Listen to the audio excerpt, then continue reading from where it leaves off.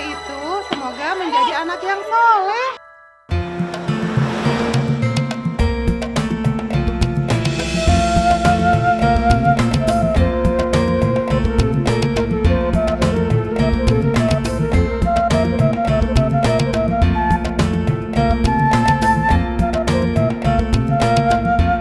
Terima kasih Umi, I love you.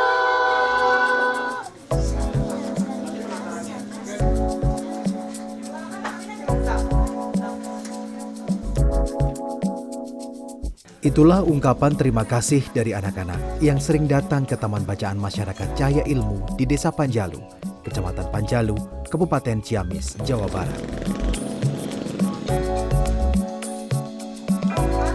Taman bacaan yang terletak di rumah sederhana ini menyimpan lebih dari 4.000 judul buku. Beragam judul buku ada di sini, mulai dari buku bacaan anak-anak hingga buku untuk ibu rumah tangga. Tiap buku ditata dengan rapi dalam rak sederhana yang terbuat dari kayu bekas meja belajar. Bahkan, karena terbatasnya rak, masih ada beberapa buku yang tersimpan dalam kardus dan tas.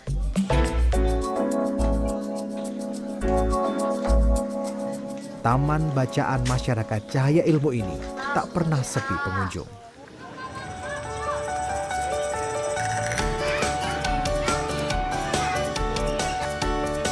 Inilah cara Rosi Nurhayati menerima tamu di taman bacaan miliknya. Wanita kelahiran 1979 ini sengaja mendedikasikan hidupnya untuk mencerdaskan warga Panjalu, khususnya anak-anak, melalui buku bacaan.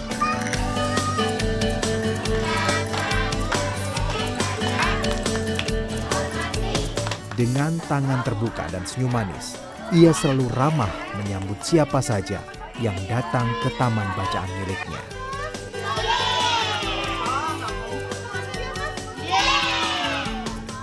Di rumah sederhana ini, anak-anak juga sering mendapatkan kado spesial berupa dongeng atau pembacaan buku cerita oleh Rosi. Ayo, tepuk kaki Sali tersandung batu.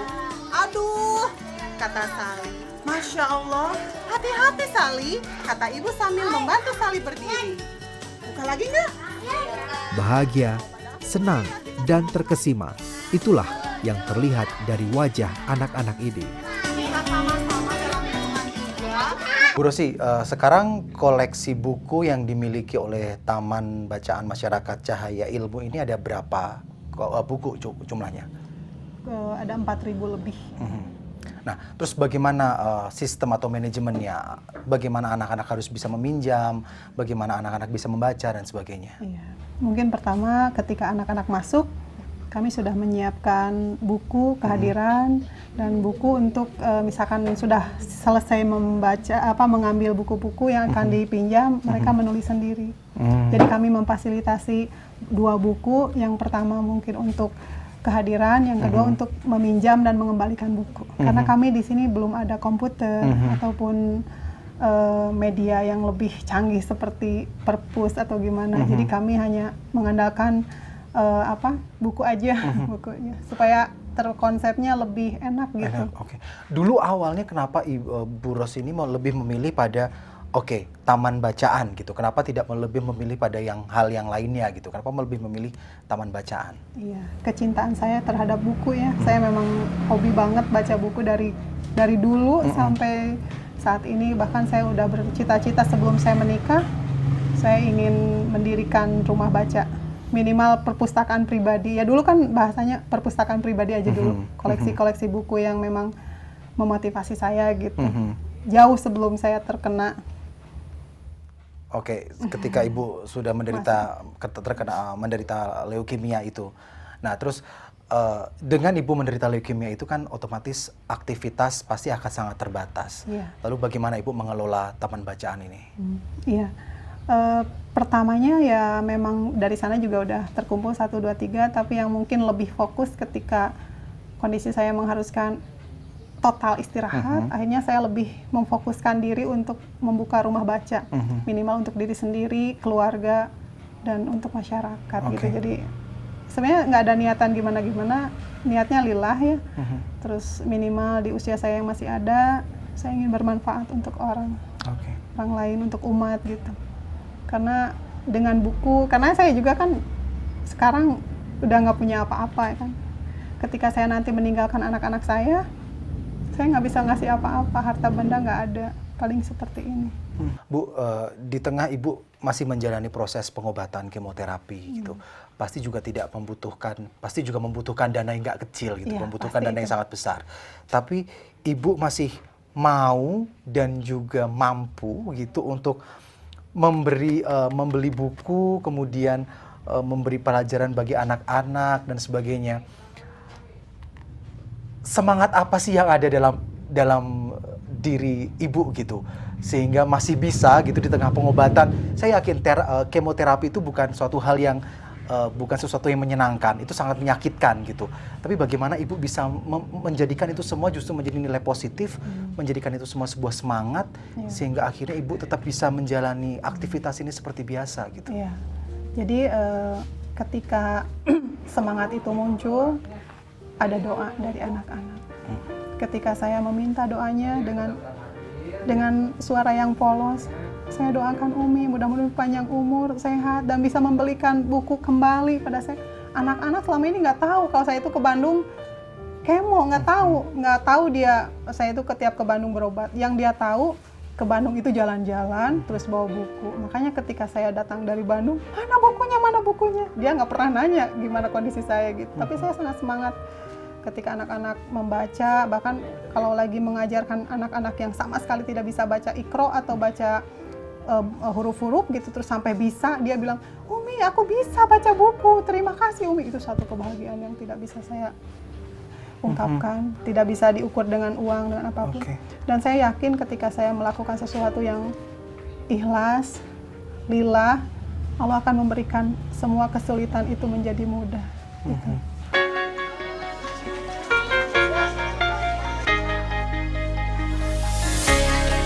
Dalam sehari, rata-rata ada sekitar 100 anak yang datang ke Taman Bacaan Cahaya Ilmu. Biasanya, mereka datang seusai pulang sekolah atau sepulang mengaji. Rosi tak pernah meminta sepeser pun dari mereka yang membaca serta meminjam bukunya. Semuanya dilakukannya secara gratis. Ia hanya menuntut agar anak-anak bersikap jujur untuk mau mengembalikan buku setelah selesai meminjamnya. Rosi juga selalu meminta doa anak-anak agar taman bacaan ini tetap bisa berjalan dan dirinya terus diberi kesehatan.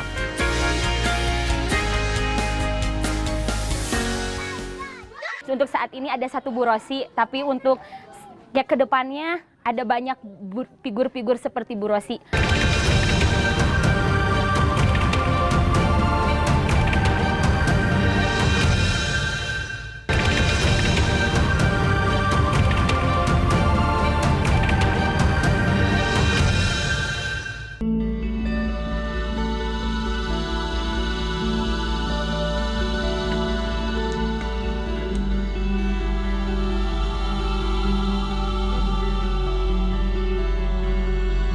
Matahari di sekitar Panjalu sudah mulai meninggi. Usai membuka taman bacaannya, Rosi segera bergegas menuju ke sebuah sekolah yang terletak tak jauh dari rumahnya. Dengan mengayuh sepeda kesayangannya, Rosi sejenak melupakan keadaan dirinya yang sedang sakit.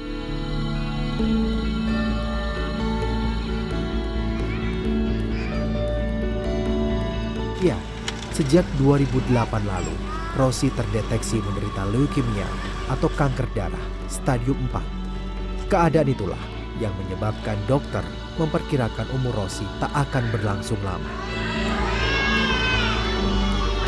Bukannya mengendur, semangat Rosi untuk berbuat kebaikan justru semakin berkobar.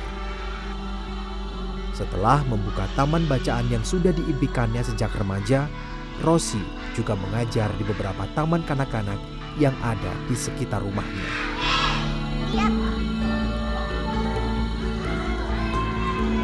Sambutan hangat anak-anak inilah yang selalu menjadi obat bagi Rosi.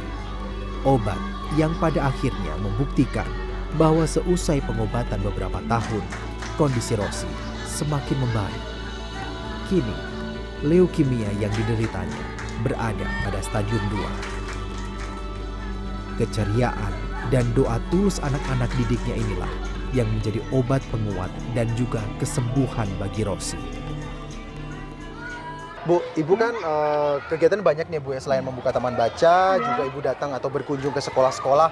Lalu bagaimana Ibu mengatur waktunya gitu, dari pagi kapan harus ke sekolah, ke PAUD ini, kapan harus ke sekolah ini, gimana Ibu mengatur waktunya? Yang terpenting kan urusan di rumah dulu ya, itu prioritas karena di sana juga ada keluarga yang harus saya kedepankan. Kewajiban saya sebagai ibu, sebagai anak juga kan harus memang benar-benar dikedepankan. Terus mungkin manage waktunya juga harus dikonsep dari malam. Ya, yang terpenting dari keluarga itu dukungan, semangat, doa, dan juga saya pribadi juga sudah mengkonsep hari ini kemana, dengan siapa, tujuan dan lain sebagainya, itu udah terkonsep. Oke. Nah, awalnya Ibu yang mencoba datang ke sekolah untuk menawarkan diri untuk mengajar, atau dari pihak sekolah yang cenderung aktif datang ke Bu Rosi bahwa ayo Bu, Ibu bergabung dengan sekolah saya untuk memberikan berbagi ilmu, atau seperti apa nanti? Pertanyaannya saya mungkin meminta izin dulu ya ke UPTD, karena bagaimanapun juga UPTD bagian dari instansi terkait di Dinas Pendidikan. Jadi saya masuk dulu ke UPTD untuk meminta izin saya masuk ke sekolah-sekolah. Walaupun itu TK, PAUD tetap di bawah naungan Dinas Pendidikan ya. Jadi saya masuk dulu ke UPTD, minta izin. Alhamdulillah respon mereka sangat baik, bahkan memberikan apresiasi yang sangat luar biasa. Akhirnya saya dengan leluasa bisa masuk ke sekolah manapun. Sempat ada dari sekolah, sempat ada resistensi nggak sih Bu? Sempat ada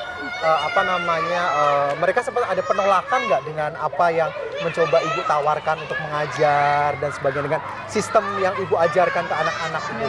Mungkin ada sedikit, tapi bagian dari perjuangan ya pasti seperti itulah. Selalu ada kendala, hambatan, dan rintangan. Tapi bagi saya itu adalah pembelajaran yang berharga, yang mungkin saya juga harus terus belajar yang memberikan satu kepercayaan penuh kepada sekolah-sekolah yang terkait yang memang ingin membutuhkan tenaga saya, dalam artian mungkin saya juga di sini mungkin ranahnya hanya membantu anak-anak yang memang kurang mampu membaca. Mungkin mereka sudah bisa, tapi tingkat kelancarannya, atau mungkin ada seseorang yang memang belum sama sekali hafal abjad dan lain sebagainya. Nah, kalau Ibu itu menentukan kurikulum sendiri untuk mengajar itu, atau Otodidak aja. Otodidak aja gitu? Ya, yang terpenting konsep yang pernah saya temui ketika pelatihan saya konsep sendiri. Yang terpenting apa yang bisa saya sampaikan itu efisien, singkat, dan padat. Yang bisa dimengerti anak-anak, nggak usah butuh kita teori dan lain sebagainya. Yang penting praktek yang memang mengenai anak itu. Yang pertama kan pasti anaknya nyaman nggak sama saya. Itu yang terpenting. Kalau kita udah nyaman, apapun yang kita suruh, apapun yang kita mau, insya Allah anak pasti mau. Dalam sehari, ada beberapa sekolah yang didatangi oleh Rosi. Ia tak mau berdiam diri, yang pada akhirnya hanya akan membuatnya merasa sedih akan penyakit yang ia derita. Dan semua kegiatan Rosi ini juga didukung oleh para orang tua murid dan sejumlah guru. Oh sempat, gini kan saya tekankan ke Abi, ke suaminya, Abi, saya di sini sama Abi juga udah dikasih izin sama Abi, saya udah alhamdulillah. Umi di sini tidak mesti tiap hari sekolah masuk, nggak mesti. Soalnya kan yang kecil mah 4 hari belajarnya. Kalau Umi lagi sehat boleh ke sini. Kalau nggak sehat ya nggak apa-apa. Tapi alhamdulillah sejak Umi gabung di Persada dia jadi sehat, ya masuk. Alhamdulillah sehat Uminya. Ya. Kesehatan membaik kesehatannya. Karena dia pernah cerita, saya bilang ke abinya juga, Umi sama anak jadi obat. Jadi obat bilangnya. Alhamdulillah, buktinya Umi sehat. Ya. Seneng banget, mudah-mudahan bukan hanya untuk saat ini ya. Untuk saat ini ada satu Bu Rosi, tapi untuk ya kedepannya ada banyak figur-figur seperti Bu Rosi. Bukan hanya bukan hanya ingin mengajar ya, tapi Bu Rosi itu benar-benar dari hati Bu Rosi itu. Kegigihan dan perjuangan Rosi ini tentu saja juga didukung oleh para anak didiknya. Mereka sangat sayang pada wanita asli Panjalu ini. Anak-anak telah menjadikan Rosi sebagai ibu kedua serta sahabat terbaik mereka. Tak heran jika anak-anak menjadikan Rosi sebagai sosok panutan. Ingin memudahkan Bu Rosi karena Bu Rosi baik kepada saya. Kan kebetulan Bu Rosi itu guru ngaji aku. Terus apa yang Wawai belajar dari Bu Rosi itu apa aja? Ke itu aja, ke kebaikannya aja gitu.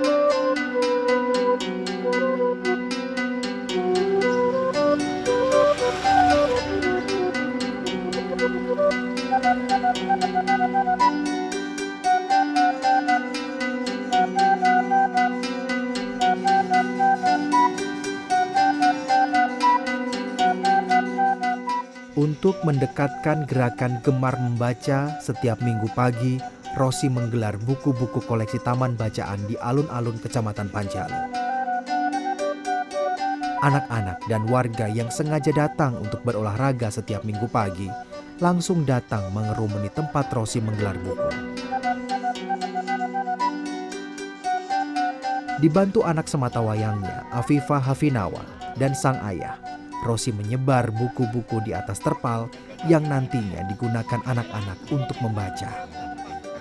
Tak hanya menunggu anak-anak datang ke tempatnya, Rosi juga berkeliling alun-alun, mengajak anak-anak lain atau warga yang sedang beristirahat untuk datang ke tempat ia menggelar buku.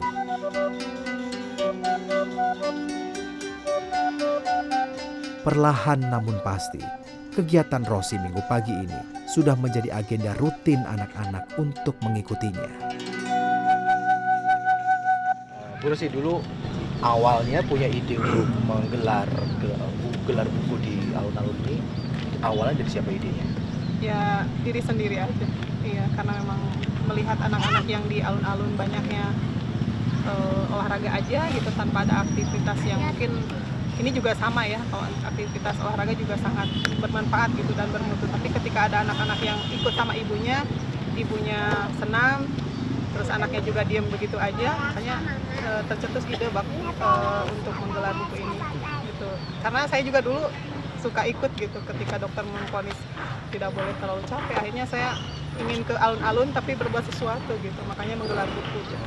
Dulu awalnya tanggapan masyarakat gimana ketika ibu datang gitu dengan putri ibu terus kemudian gelar buku di tengah lapangan gitu, tanggapan masyarakat dulu awalnya? Ya pastilah mereka berpikiran bahwa setiap minggu datang ke sini pasti mau jualan buku ya, atau ketika mereka udah tahu saya di sini gelar buku dengan gratis juga pastilah banyak omong-omongan yang kurang berkenan. Tapi bagi saya yang terpenting kan gerakan saya lillah, ya kan, apa yang bisa saya lakukan untuk kebaikan diri sendiri, keluarga, masyarakat, kenapa tidak gitu.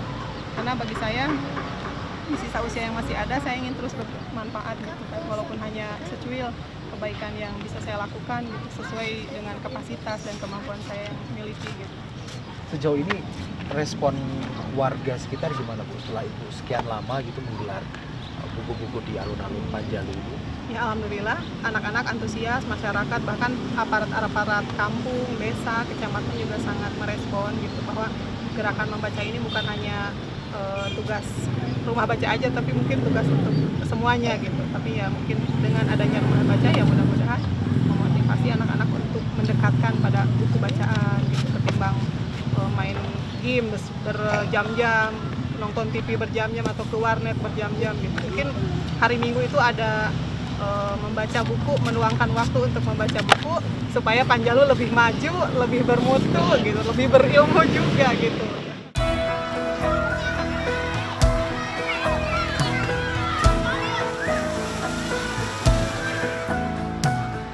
Selain di alun-alun, Rosi secara berkala juga datang ke salah satu wahana permainan air di Ciamis untuk menggelar buku koleksinya. Sambil berenang dan bermain air, anak-anak diajak untuk membaca dan mencintai buku. Di tempat ini pula, Rosi juga berjualan minuman kesehatan yang ia buat sendiri. Hasil penjualan inilah yang ia gunakan untuk biaya pengobatan kemoterapi rutin di Rumah Sakit Hasan Sadikin Bandung. Beruntung, semua usaha Rosi didukung beberapa teman yang ingin membantunya. Mereka memberikan dorongan semangat dan juga dukungan moral agar Rosi dapat terus menjalankan aktivitasnya. Alhamdulillah di sini kita memfasilitasi untuk kegiatan-kegiatan beliau. Ada tempat buat taman bacaan juga nanti ke depan, dan ada juga tempat untuk berjualan kefir di antaranya beliau. Dan beliau juga di tempat kami di sini sering ikut serta kegiatan-kegiatan pembinaan untuk guru, kegiatan-kegiatan pendidikan dan yang lainnya gitu. Rosi yakin semua yang ia jalani tak akan bisa berjalan seperti sekarang tanpa adanya dukungan dari keluarga. Sang suami, Utang Mulyana, rela keluar dari pekerjaannya di Garut demi menemani Rosi di Panjalu dan membantu mengelola taman bacaan.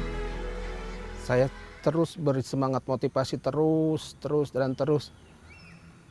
Kalau perlu ya saya selalu hadirkan anak-anak supaya itu anak-anak menjadi obat kemauannya mau ngajar di suatu tempat ya Bu, saya kasih izin. Asal jangan terlalu berat-berat. Kalau dia udah capek istirahat berbaring ya udah lagi seger lagi gitu.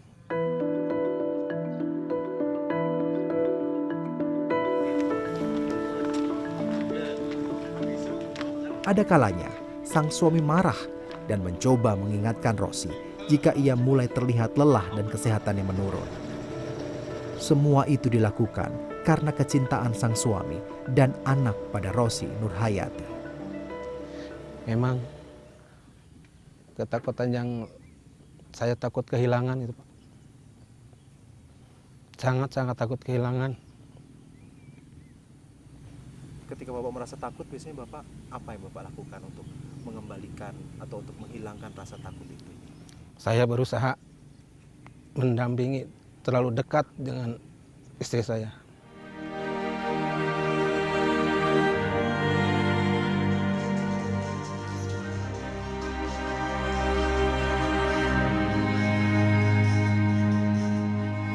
Perjuangan Rosi menciptakan generasi penerus yang gemar membaca masih membutuhkan banyak dukungan. Meski beragam penghargaan telah ia dapatkan, ia tak mau berpuas diri. Masih banyak impian dan harapan yang ingin ia wujudkan di sisa hidupnya. Ia yakin jika sewaktu-waktu Tuhan akan memanggil dirinya, namanya akan terus dikenang anak-anak dan ia akan meninggalkan warisan yang tak akan pernah dilupakan. Seperti nama taman bacaan miliknya, Rosi adalah cahaya ilmu dari Panjalu.